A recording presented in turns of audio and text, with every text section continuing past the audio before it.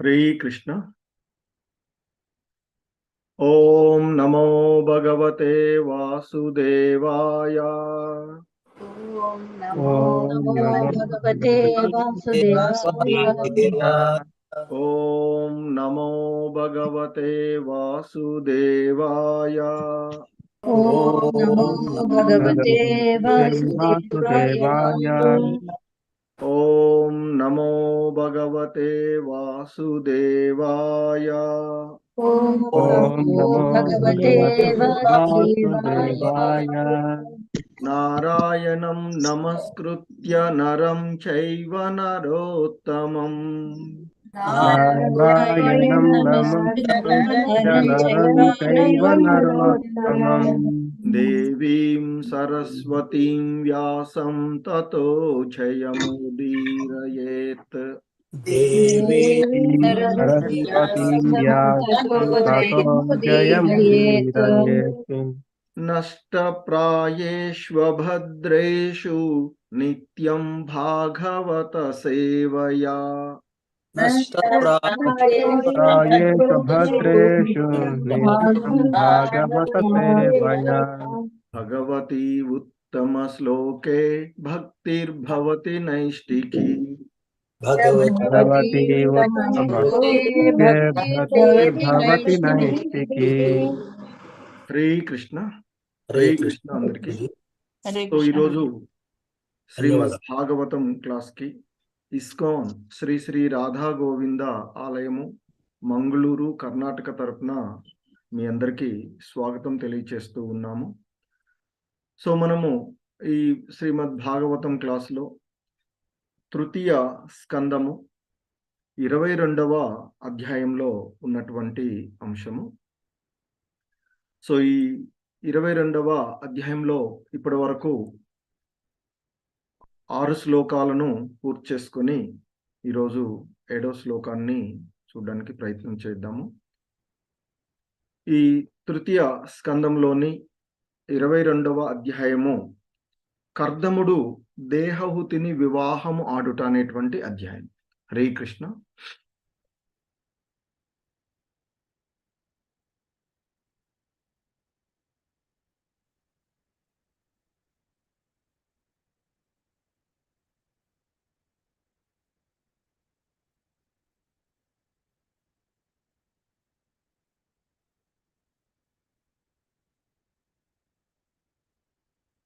Hare Krishna. So శ్రీమద్ భాగవతము 3వ స్కందము 22వ అధ్యాయము 7వ శ్లోకం. దిష్ట్యా త్వయానుశిష్టోహం కృతచానుగ్రహో మహాన్ అపావృతైః కర్ణరంధ్రైః జుష్టా దిష్ట్యోషతీర్ఘగిరిః.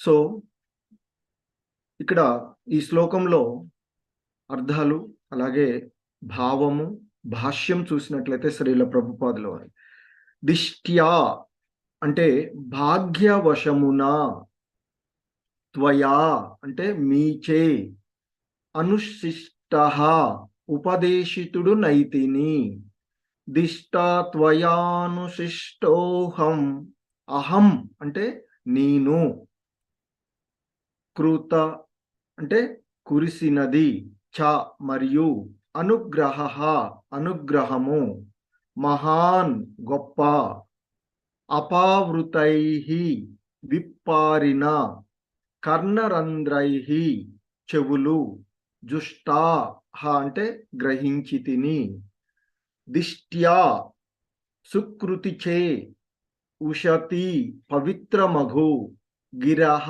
అంటే వాక్కులను.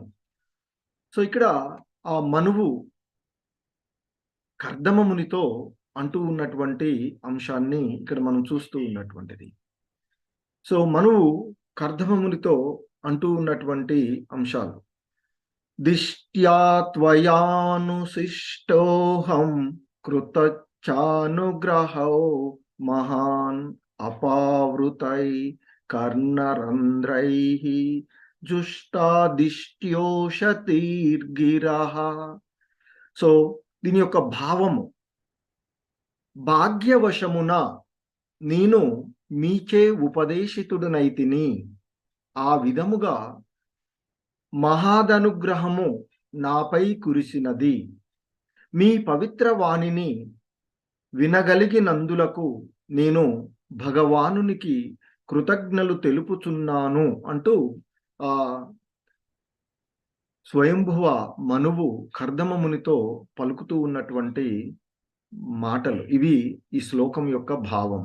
అలాగే శ్రీల ప్రభుపాదుల వారు దీనికి మనకిచ్చినటువంటి భాష్యము ఒకసారి చూసినట్లయితే, ప్రామాణికుడగు గురువును ఏ విధంగా అంగీకరించవలెనో మరియు ఏ విధంగా ఆయనతో వ్యవహరించవలెనో శ్రీల రూపగోస్వామి తన భక్తి రసామృత సింధువు అనేటువంటి గ్రంథమున మార్గదర్శనం చేసి ఉన్నారు.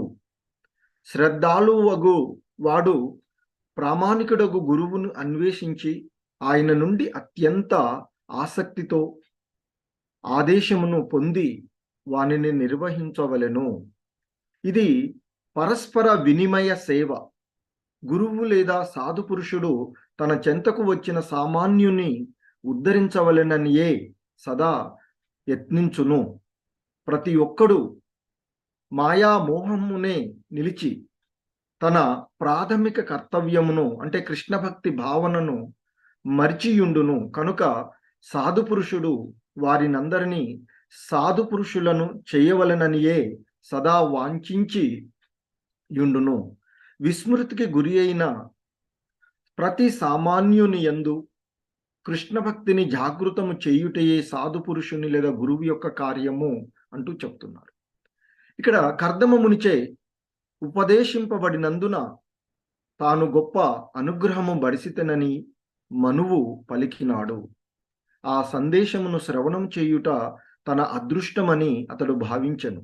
ప్రామాణికుడగు గురువు నుండి విప్పారిన కర్ణములతో శ్రవణం చేయుటకు ప్రతి ఒక్కరూ పరమ జిజ్ఞాసను కలిగి ఉండవలెనని ఇచ్చట ప్రత్యేకంగా పేర్కొనబడినది.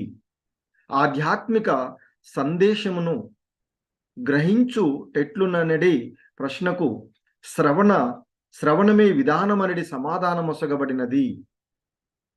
కర్ణరంధ్రైహి అను పదమునకు చెవుల ద్వారా అని భావము. గురు కరుణ యొక్క కర్ణముల ద్వారా తప్ప శ్రీకృష్ణ గురు కరుణ ఒక్క కర్ణముల రంధ్రముల ద్వారా తప్ప మరి ఏ ఇతర దేహాంగము ద్వారా గ్రహింపబడదు. కానీ దీని భావము ఏదో కొంత ధనమునకు బదులుగా గురువు శిష్యుని చెవిలో ఒక ప్రత్యేకమైన మంత్రమును వసుగుననియు శిష్యుడు దానిని ధ్యానించినచో పూర్ణత్వమును బడిసి 6 నెలల లోపునే భగవంతుడు కాగలడనియు కానే కాదు. అటువంటి శ్రవణం అంటే కర్ణముల ద్వారా భూటకమైనది అని చెప్తున్నారు. అంటే ఆ చెవిలో మంత్రాలు ఇచ్చేటువంటి సత్యమేమనగా ప్రామాణికుడగు గురువు మనుజుని మనస్తత్వమును కృష్ణ భక్తి భావన యందు అతడు ఏ కార్యములను చేయగలననేది విషయమును చక్కగా ఎరిగియుండి తద అనుగుణంగా అతనికి ఉపదేశము కావించును. ఆయన ఏకాంతమున గాక బహిరంగముగానే కర్ణముల ద్వారా ఉపదేశము నొసగును.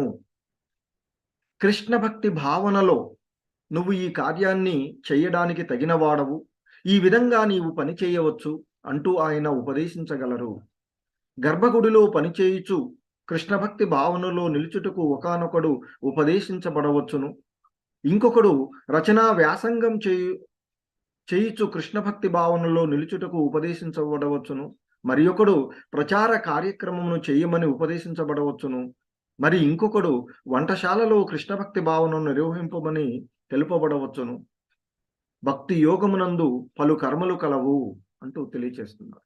మనుజుని సామర్థ్యము నెరిగి గురువు హరే కృష్ణ అతడు పూర్ణుడగునట్లుగా శిక్షణ నొసగును.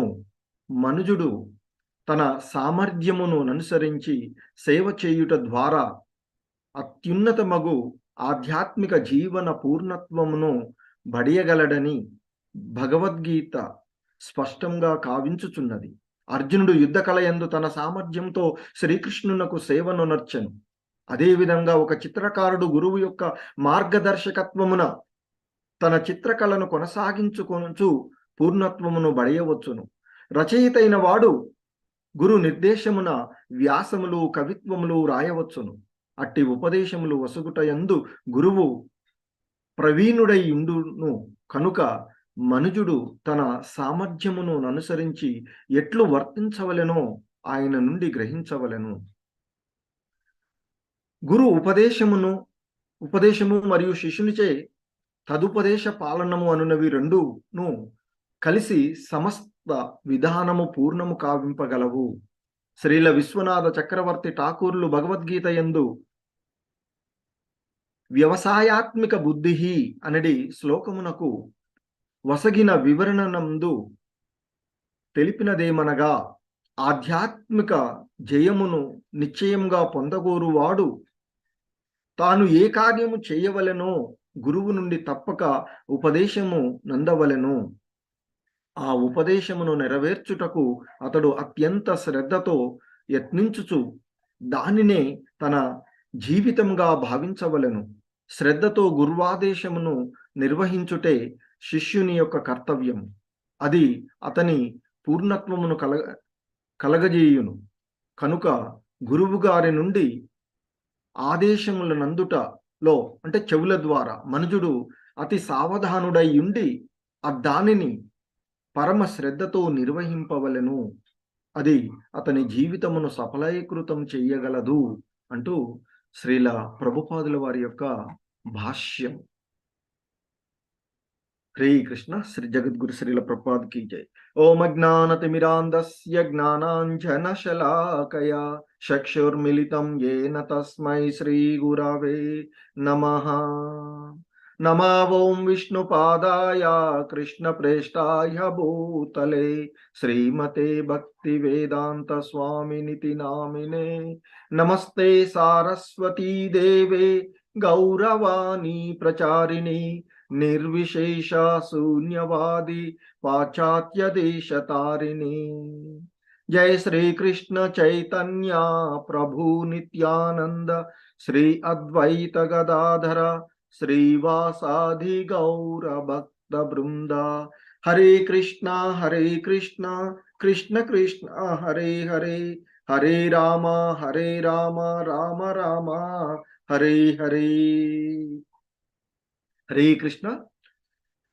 సో ఈరోజు ఈ శ్లోకం అంతకుముందు మనము చూసినట్లుగా ఈ అధ్యాయమైనటువంటి కర్దమ ముని దేహూతిని వివాహము ఆడుట అనేటువంటి ఈ అధ్యాయంలో మనము చూసినటువంటి అంశాల్లో చూసుకుంటే ఇంతకుముందు చూసినటువంటి వాటిలో ముఖ్యంగా మైత్రేయుడు విదురుడితో చెప్తూ ఉంటాడు. చక్రవర్తి ఇంతకుముందు అధ్యాయంలో కర్దమముని చక్రవర్తి యొక్క కర్మలను ఆ గుణాల యొక్క మరియు కర్మల యొక్క ఘనతను ఆయన కీర్తిస్తాడు. ఆ విధంగా కీర్తించి వాస్తవానికి మరి ఆ క్షత్రియుడు యొక్క గుణాలను కీర్తించడానికి ఇక్కడ బ్రాహ్మణుడిగా ఉన్నటువంటి కర్దమముని కానీ చక్రవర్తి ఆ భగవంతుని యొక్క ప్రతినిధిగా ఆయన్ని ఆ విధంగా ఘనతని ఆయన యొక్క గుణాలు ఆయన యొక్క కర్మల యొక్క ఘనతను వర్ణిస్తాడు. ఇక తర్వాత మౌనంగా ఉంటాడు. అప్పుడు వాస్తవానికి శుద్ధమైనటువంటి భక్తుడు తనను పొగిడితే ఆ పొగడ్తలకు ఉప్పొంగిపోడు, ఇంకా సిగ్గుపడుతూ ఉంటాడు. ఇక్కడ ఆ రాజు కూడా జరిగినట్టు మనువు, స్వయంభువ మనువు, శుద్ధ భక్తుడైనటువంటి ఆ స్వయంభువ మనువు కూడా సిగ్గుపడుతూ ఆయనతో పలుకుతాడు. సో మీరు అంటే వేద వ్యాసుడి స్వరూపుడైనటువంటి వేద స్వరూపులైనటువంటి ఆ బ్రహ్మదేవుని నుండి మీరు వచ్చినటువంటి వారు, మీ యొక్క రక్షణ కొరకు వచ్చినటువంటి వాళ్ళం క్షత్రియులము. తర్వాత బ్రాహ్మణుల యొక్క రక్షణ కొరకే విరాట్ పురుషుడి నుండి క్షత్రియులు ఉద్భవించినారు అని. సో కాబట్టి బ్రాహ్మణులు క్షత్రియులని, అంటే ఇక్కడ బ్రాహ్మణులను రక్షించడానికి క్షత్రియులు, ఆ తర్వాత క్షత్రియులకు ఉపదేశం చేయడానికి మీరు ఉన్నారు. సో మీ యొక్క మాటల ద్వారా నా యొక్క ధర్మాన్ని నేను ఎరిగి ఉన్నాను. సో మరి అటువంటి మీ దర్శన భాగ్యమున నా సంశయాలన్నీ తీరిపోయాయి. మరి మీ యొక్క మాటల ద్వారా ప్రజలను రక్షించేటువంటి రాజు యొక్క ధర్మాన్ని నేను చాలా స్పష్టంగా తెలుసుకున్నాను. అలాగే నా యొక్క అదృష్టం వలన నేను పూర్వజన్మలలో చేసుకున్నటువంటి కర్మలు, నా యొక్క అదృష్టం ద్వారా నేను మిమ్మల్ని చూడగలిగాను. సో ఎందుకంటే ఎవరైతే మనసుని ఆధీనపరచుకొనరో లేదా ఇంద్రియాలను నియంత్రించుకొనలేరో అటువంటి వారికి మీ దర్శన భాగ్యం కలగదు. కానీ నాకు మీ పరమ భాగ్యులైనటువంటి మీ యొక్క దర్శనం, నేను అదృష్టవంతుణ్ణి, మీ యొక్క దర్శనం కలగడము, కనుకనే మీ పాదధూళిని నేను నా శిరస్సున ధరించగలిగాను అంటూ ఆయన చెప్తాడు. చెప్తూ ఇంకా ఇక మనం ఈరోజు శ్లోకంలో ఆయన చెప్తూ ఉన్నటువంటి అంశం, దిష్ట్యా త్వయానుశిష్టోహం కృతచ్చానుగ్రహో మహాన్ అపావృత్తై కర్ణరంధ్రైః జుష్టా దిష్ట్యోషతీర్ఘిరః. సో ఆయన ఇంకా ఆ కర్దమ మునితో స్వయంభువ మనువు అంటూ ఉన్నాడు, భాగ్యవశమున అంటే ఎంతో అదృష్టం చేత నాకు మీ యొక్క మీ చేత నేను ఉపదేశితుడనైతిని, మీ యొక్క ఉపదేశాలను వినగలిగేటువంటి భాగ్యము నాకు కలిగినది. సో అందుకు నేను ఎంతో అదృష్టవంతుడిని, నేను ఎంతో భాగ్యవంతుడిని అని చెప్తున్నారు. అది ఇక్కడ శుద్ధ భక్తుల. సో ఎందుకంటే ధనము ఇది కాదు భాగ్యం. ఒక శుద్ధ పురుషుడి నుండి మనం శ్రవణం చేయగలగడం, సో ఒక సాధు పురుషుడి నుండి శ్రవణం చేయగలగడం, మరి ఇక్కడ శుద్ధ భక్తుడు ఆ భగవంతుణ్ణి గురించి ధ్యానం చేసి ఆ భగవంతుణ్ణి మెప్పించి ఆయన దర్శనాన్ని, ఆయన యొక్క యథార్థ దర్శనాన్ని పొందినటువంటి వాడు కర్దమముని. మరి సో ఆయన చేత ఉపదేశం కావడం అంటే నా యొక్క భాగ్యవశమునే నాకు అది కలిగింది అంటూ మనువు ఆయనతో చెప్తున్నాడు. ఆ విధంగా మహదానుగ్రహము నాపై కురిసినది. సో అంటే నీ యొక్క ఉపదేశము నాపై, అంటే మీరు చేసినటువంటి ఉపదేశము, ఆయన ఏమంటున్నాడు, మహదానుగ్రహం, నీ యొక్క గొప్ప అనుగ్రహం, అనుగ్రహం కురిచినది. ఎంతో గొప్ప అదృష్టం, అనుగ్రహము, మీ యొక్క గొప్ప అనుగ్రహము నాపై కురిచినది. అంటే మనకి వర్షం కురిస్తే ఆ నేల, ఆ ప్రదేశం అంతా ఎంతటి సారవంతం అవుతూ ఉంటుందో అదేవిధంగా ఆ స్వయంభవ మనువు భావిస్తూ ఉన్నాడు.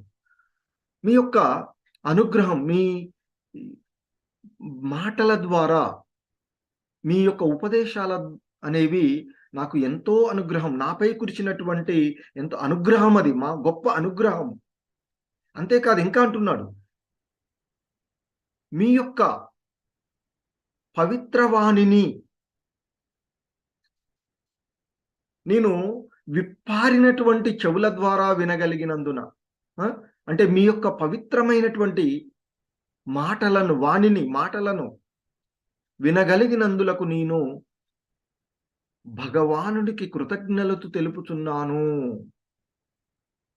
సో ఇక్కడ చూడండి, శుద్ధ భక్తుడు ఎప్పుడు కూడా సాధారణ అభక్తులకు భక్తులకు ఉండేటువంటి తేడాన్ని మనం ఇక్కడ స్పష్టంగా చూడవచ్చు. అభక్తుడు ఏదైనా కలిగితే, సో నేనెంతో అదృష్టవంతుడిని, నేను చేసినటువంటి దానివల్ల నాకు మీరు దర్శనమైంది ఇట్లా. కానీ ఇక్కడ ఏం చెబుతున్నాడు, స్వయంభువ మనువు, శుద్ధ భక్తుడైనటువంటి మనువు, మీ యొక్క పవిత్రమైనటువంటి మాటలను వినగలిగినందులకు నేను భగవానుడికి కృతజ్ఞతలు తెలుపుచున్నాను. అంటే మీ యొక్క అనుగ్రహము, మీ యొక్క మాటలు ఆ భగవంతుని యొక్క కరుణ వల్లనే నాకు కలిగింది. సో భక్తుడు ఎప్పుడు అలాగే భావిస్తూ ఉంటాడు. సో ఏది మనకు లభించిన అది భగవంతుడి యొక్క అనుగ్రహం, కృష్ణుడి యొక్క అనుగ్రహం ద్వారానే మనకి అది లభించినట్లుగా భావించడం జరుగుతూ ఉంటుంది. ఇక్కడ కూడా స్వయంభువ మనువు మీ యొక్క పవిత్రమైనటువంటి వాణిని నేను నా యొక్క చెవుల ద్వారా వినగలిగినట్టు గ్రహించగలగడానికి కారణము ఆ భగవంతుడు. సో కాబట్టి ఆ భగవంతుడికి నేను కృతజ్ఞతలు తెలుపుచున్నాను. మీ యొక్క దర్శనం నాకు కలిగించజేసినందుకు ఆ భగవంతుని యొక్క ఏర్పాటు వలనే జరుగుతుంది. ఏదైనా ఆ భగవంతుడి ఇది లేకుండా జరగదు. సో మనం చెప్తూ ఉంటాం, ఈ చిన్నదైనా భగవంతుని యొక్క ఆజ్ఞ లేకుండా జరగదు అని చెప్తూ ఉంటాం కదా. సో కాబట్టి ఇక్కడ మరి ఈ విధంగా మనువుకి ఆ కర్దమ ముని బోధనలు, ఉపదేశాలు కావించగలగడం అనేటువంటిది ఆ భగవంతుని యొక్క అనుగ్రహం ద్వారా కలిగినది.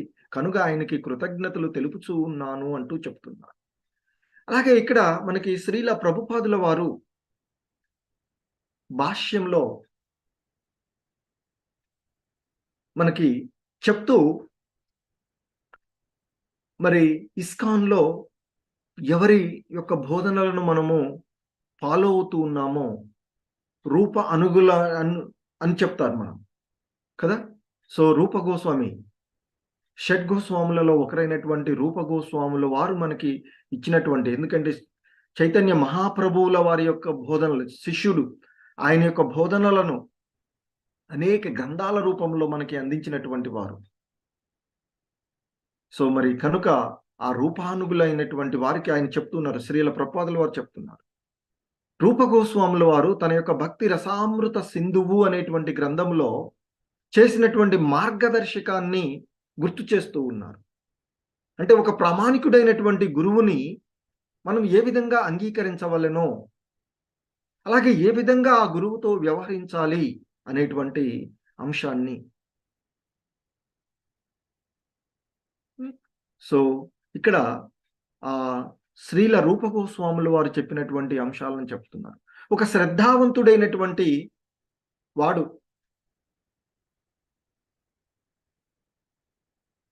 ఒక ప్రామాణిక గురువుని అన్వేషించి ఆయన నుండి అత్యంత ఆసక్తితో ఆదేశములను పొంది వాటిని నిర్వహించాలి అని చెప్తూ ఉన్నారు. ఇది పరస్పర వినిమయ సేవ అని చెప్తూ ఉన్నారు. అంటే గురువు యొక్క ఆదేశాలను చెవుల ద్వారా విని వదిలేయడం కాదు. ఇక్కడ ఆ విన్నటువంటి అంశాలను ఆయన యొక్క చెప్పినటువంటి విషయాలను, ఎందుకంటే గురువు స్పిరిచువల్ మాస్టర్ మనకి ఎవరైతే ఉన్నారో మరి ఆయన నేరుగా భగవంతునికి, మనం సాధారణంగా మనం నేరుగా భగవంతుడితో సంబంధాన్ని కలిగి ఉండలేము. సో కాబట్టి మనకి ఆ భగవంతునితో సంబంధాన్ని ఏర్పరిచేటువంటి వాడు గురువు. మరి అటువంటి గురువుని, ఒక ప్రామాణికమైనటువంటి గురువుని దరిచేరి ఆయనకు సేవలు చేస్తూ ఆయన యొక్క ఆదేశాలను అత్యంత శ్రద్ధతో పాటించాలి అని చెప్తారు. మనకు భగవద్గీతలో కూడా కృష్ణ భగవానులు వారు చెప్తారు, ఒక ప్రామాణికమైనటువంటి గురువుని దరిచేరి ఆయనకు సేవ చేస్తూ ఆయనని పరిప్రశ్నేన అని చెప్తారు, ఆయన్ని అడుగుతూ, ఆసక్తితో అడుగుతూ తెలుసుకోవాలి. ఎందుకంటే ఆయన అంతకు ముందే ఈ ఆధ్యాత్మిక జ్ఞానాన్ని పొందినటువంటి వాడు కనుక నీకు ఉపదేశం చెయ్యగలడు అని చెప్తూ ఉంటారు కృష్ణ భగవాను. సో ఇక్కడ మనకి శ్రీల రూప గోస్వాముల వారు కూడా చెప్తూ ఉన్నటువంటి విషయంలో ఒక ప్రామాణిక గురువుని తెలుసుకొని అన్వేషించి ఆయన నుండి అత్యంత ఆసక్తితో ఆదేశములను పొంది వాటిని నిర్వహించాలి. అంటే ఆదేశాలు పొంది వదిలేయడమే కాదు. సో ఇక్కడ మనకి దశ అపరాధాలలో కూడా చెప్తూ ఉంటాం. 3వ అపరాధంగా ఆధ్యాత్మిక గురువు యొక్క ఆదేశాలను పాటించకపోవడం కూడా ఒక అపరాధమే అవుతుంది. సో కాబట్టి దీక్ష తీసుకున్నటువంటి ప్రతి శిష్యులు కూడా గురువు యొక్క ఆజ్ఞను విధిగా పాటించవలసిందే. సో అలా చేయనట్లయితే అది కూడా అపరాధమే అవుతుంది. అపరాధాలు ఆధ్యాత్మ భక్తిలో పురోభివృద్ధికి ఆటంకాలుగా మిగిలిపోతాయి. సో కాబట్టి ఆ ప్రామాణికమైనటువంటి గురువుని దరిచేరి అత్యంత ఆసక్తితో ఆయన యొక్క ఆదేశములను పొంది వాటిని నిర్వహించాలి అని చెప్తున్నారు. అందుకే ఇది పరస్పర వినిమయ సేవ. ఆ భగవంతుని యొక్క సంబంధించినటువంటి విషయాలను మనకి గురువు చెప్తారు. గురువు చెప్పినటువంటి విషయాలని ఖచ్చితంగా పాటించాలి. గురువు లేదా సాధు పురుషుడు తన చెంతకు వచ్చిన సామాన్యుని ఉద్ధరించవలననియే సదా ప్రయత్నించును. గురువు అనేటువంటి వాడు, ఒక ప్రామాణికమైనటువంటి గురువు ఎప్పుడు కూడా తన దగ్గరకు వచ్చినటువంటి సామాన్యమైనటువంటి మానవులను సో ఉద్ధరించాలి అనేటువంటి ప్రయత్నమే చేస్తూ ఉంటాడు అని చెప్తారు. గురువే ప్రతి వైష్ణవుడు కూడా, మనం అందుకే వాంఛా కల్పతరుభ్యశ్చ కృపా సింధుభ్య ఏవచ పతితానాం పావనేభ్యో వైష్ణవేభ్యో నమో నమః అని చెప్తూ ఉంటుంటాం. సో ప్రతి వైష్ణవుడు కూడా, శుద్ధ భక్తుడు కూడా మిగిలినటువంటి సామాన్యులైనటువంటి వారిని, దారి తప్పినటువంటి వారిని, కృష్ణ భక్తి భావనను మరిచినటువంటి వారిని కృష్ణ భక్తి భావనలోకి తీసుకురావడానికే ప్రయత్నం చేస్తూ ఉంటారు. మరి అటువంటిది ఇక్కడ గురువు లేదా సాధు పురుషుడు అనేటువంటి వాడు ఇక మరి తన దగ్గరకు చేరినటువంటి సామాన్యులని ఉద్ధరించడానికే ప్రయత్నం చేస్తారు. వారిని ఆ భగవంతునికి చేరువ కావడానికి కావలసినటువంటి మార్గనిర్దేశకం చేస్తూ ఉంటుంటారు అని చెప్తారు. ఎందుకంటే సామాన్య మానవులమైన మనము ఈ భౌతిక ప్రపంచంలోనికి వచ్చిన కారణంగా ప్రకృతి త్రిగుణాల యొక్క స్వభావంతో మన యొక్క వాస్తవికమైనటువంటి కర్తవ్యం, మన ప్రాథమిక కర్తవ్యం కృష్ణ భక్తి భావనను మరిచి ఆ మాయా మోహం, ఈ ప్రకృతి త్రిగుణాలు అనేటువంటి మాయా మోహం కారణంగా మన యొక్క ప్రాథమిక కర్తవ్యమైనటువంటి ఆ కృష్ణ భక్తి భావనను మర్చిపోతూ ఉన్నాం. సో కాబట్టే సాధు పురుషుడు, ఆ భగవంతుని యొక్క ప్రతినిధిగా ఉన్నటువంటి ఆ సాధు పురుషుడు లేదా గురువు ఈ పతిత జీవులందరినీ కూడా సాధు పురుషులుగా మార్చవలననే సదా వాంఛించియుండును అని చెప్తూ ఉంటారు. కాబట్టి శ్రీల ప్రభుపాదుల వారు ఎప్పుడు గుర్తు చేస్తూ ఉంటుంటారు, ప్రతి జీవుల్లో కూడా కృష్ణ చైతన్యము సుప్తావస్థలో ఉంటుంది. చైతన్య మహాప్రభులు వారు చెప్పినటువంటి మాటలు కూడా మరి ఆ సుప్తావస్థలో ఉన్నటువంటి ఆ కృష్ణ చైతన్యాన్ని ప్రతి సామాన్యుల్లో కృష్ణ చైతన్య అంతర్గతంగా ప్రతి జీవుల్లో ఉండేటువంటి ఆ చైతన్యం ఏదైతే ఉందో కృష్ణ భక్తిని జాగృతము చేయడమే సాధు పురుషుడు లేదా గురువు యొక్క కార్యము అని చెప్తూ ఉన్నారు. ఎందుకంటే అతడు ఆ భగవంతుని అంతకుముందు గురువుల అపూర్వపు గురువుల ద్వారా వారు ఆ ఆధ్యాత్మిక జ్ఞానాన్ని పొందుతూ ఉంటారు. సో కాబట్టి ఎప్పుడు కూడా మనము మన గురువులకు, ఆ తర్వాత గురువులను అంతే, మనకి సంబంధం లేదు. అందుకనే గురు పరంపర అంటాం కృష్ణ ఇస్కాన్లో. మన గురువు, మన పూర్వ గురువు ఆ విధంగా సో కృష్ణుడితో నేరుగా మనకు సంబంధం వస్తుంది. ఆ విధంగా ఉన్నప్పుడే చైన్ మనకి లింక్ ఉంటుంది. అలా కాకుండా మధ్యలో బ్రేక్ అయింది అనుకోండి, అంటే మా గురువు కాదు కదా ఆయన అనే భావన మనలోకి వచ్చినట్లయితే చైన్ లింక్ తెగిపోతుంది. సో కాబట్టి మన గురువు, పూర్వ గురువు అలా ఉన్నప్పుడే మనకి నేరుగా ప్రతివాడు. సో కాబట్టి మనము ఇప్పుడు మనకు ఉన్నటువంటి సందర్భాల్లో జయపతాక వారి గురువు, ఆ తర్వాత మనకి అందరికీ కూడా ఇస్కాన్ వ్యవస్థాపకాచార్యులు గురువుగా మనకి అందరికీ. సో శ్రీల ప్రభుపాదుల వారు, వారి గురువు భక్తి సిద్ధాంత సరస్వతుల వారు, వారి గురువు గౌరకిషోరదాస బాబాజీ, వారి గురువు అంటే మనకి భక్తి వినోద ఠాకూర్లు, అంతకుముందు వైష్ణవ సార్వభౌముడిగా ఉండేటువంటి జగన్నాథదాస్. సో ఆ విధంగా మనం స్మరించుకున్నప్పుడు మన యొక్క ఆ పరంపర అంటే ఆ భగవంతుని అనుగ్రహం ద్వారా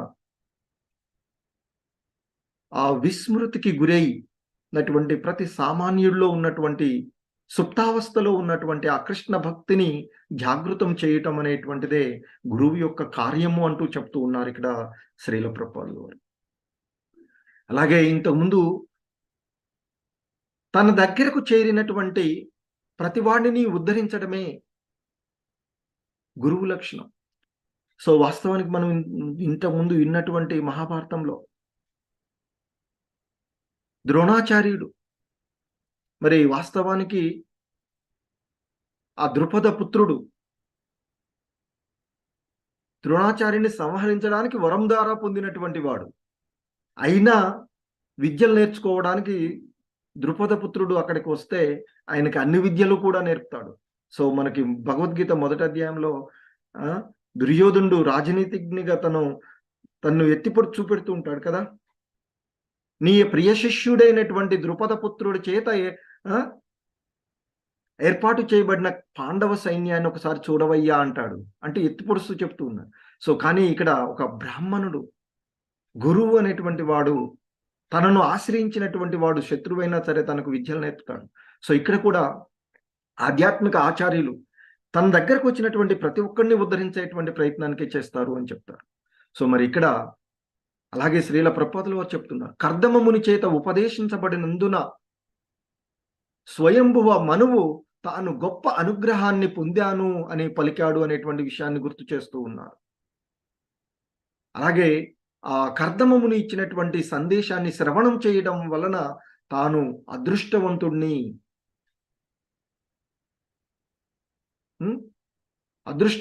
అని ఆయన భావించాడు అని చెప్తాడు.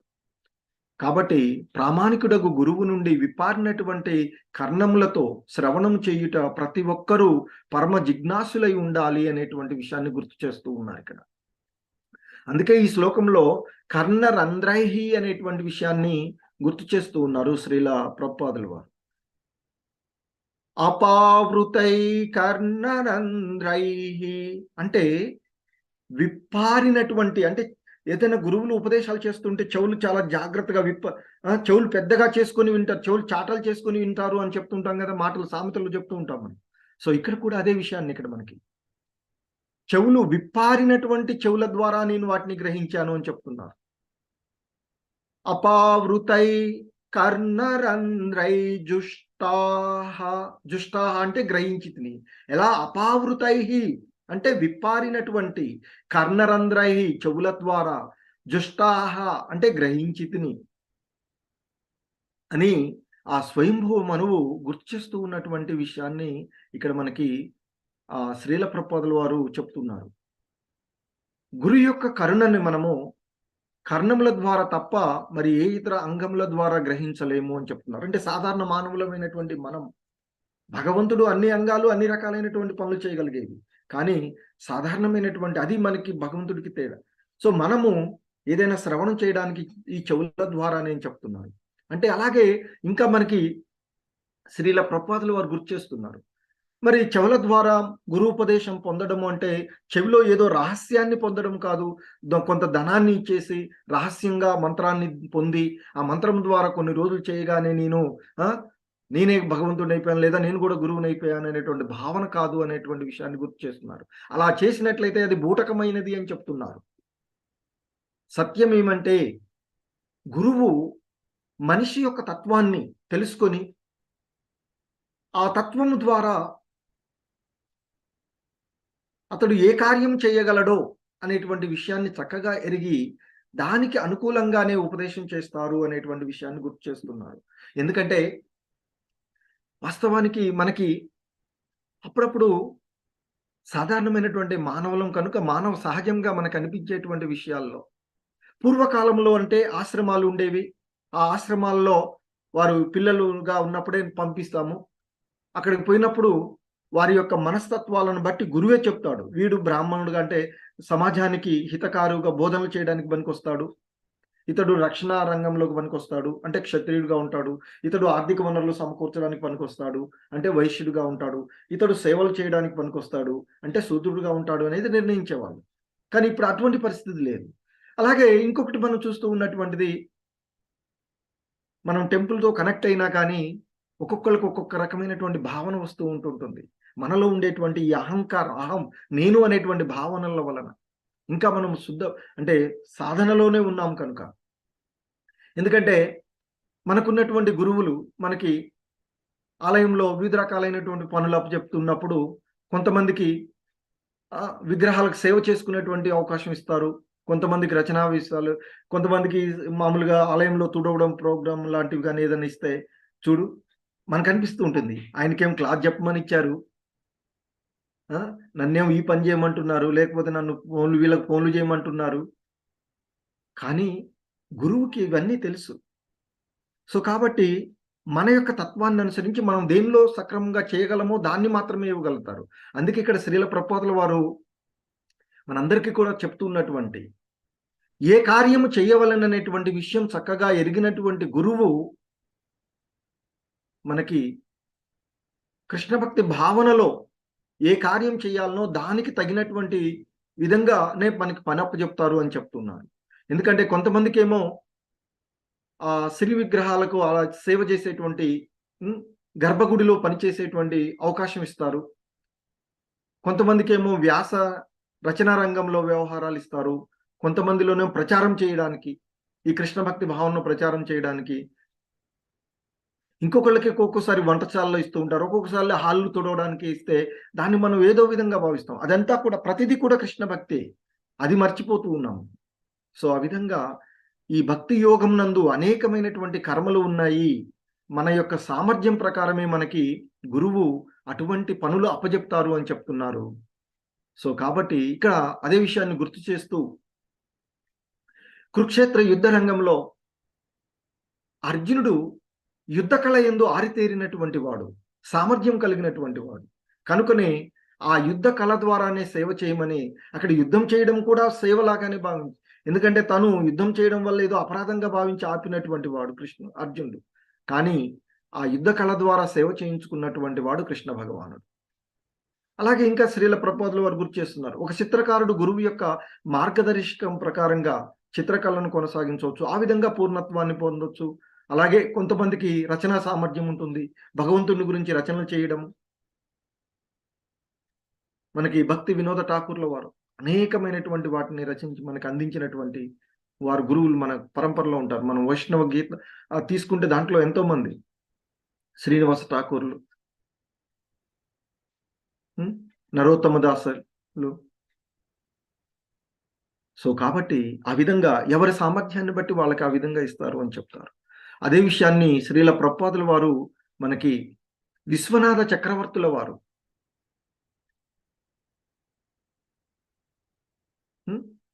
సో గురువాష్టకం మనకు అందించినటువంటి ఎర్లీ మార్నింగ్ మనం మంగళహారతిలో సంసార ధావ నలనీల లోక దాన్ని ఆయనే రోజు మనం చేసేటువంటి. సో విశ్వనాథ చక్రవర్తుల వారు భగవద్గీత యందు 2వ అధ్యాయంలో వ్యవసాయాత్మిక బుద్ధి అనేటువంటి శ్లోకంలో ఆయన చెప్తున్నటువంటి ఆధ్యాత్మిక జయమును నిశ్చయంగా పొందగోరినటువంటి వాడు తాను ఏ కార్యం చేయవలెనో గురువు నుండి తప్పక ఉపదేశం పొందవలెను. సో దానికి కూడా మనం చూస్తాం, ద్రోణాచార్యులు అర్జునికి ఉపదేశం చేసినటువంటి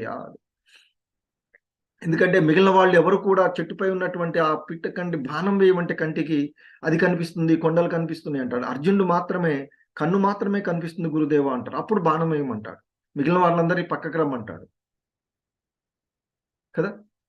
సో కాబట్టి ఆ గురువు యొక్క ఆదేశంను పొంది ఆ ఆదేశం ప్రకారమే మనము అత్యంత శ్రద్ధతో మనము ఆ గురు ఆదేశంను నిర్వహించుటే శిష్యుని యొక్క కర్తవ్యము అని చెప్తూ ఉన్నారు. సో ఆ విధంగా చేయడం ద్వారానే అతనికి పూర్ణత్వం కలుగుతుంది, ఆధ్యాత్మికంగా అతడు వృద్ధి చెందుతాడు అని.